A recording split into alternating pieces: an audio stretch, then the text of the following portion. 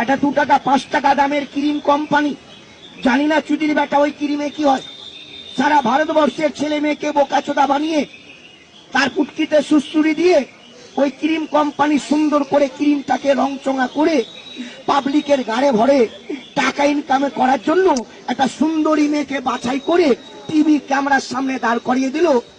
আর মহিলাটা কিছু টাকার লোভে ওই টিভি ক্যামেরার সামনে দাঁড়িয়ে ওই ক্রিমটা হাতে নিয়ে চোখে মুখে লাগিয়ে ফাট করে কি ডায়লগ দিল, বলছে ফেয়ার এন্ড লাভলি ক্রিম লাগালে 15 দিনে ছেলে মেয়ে পরিষ্কার হয়ে যাবে, ঠোর ফাটা, হোল ফাটা, গাল ফাটা ভালো হবে।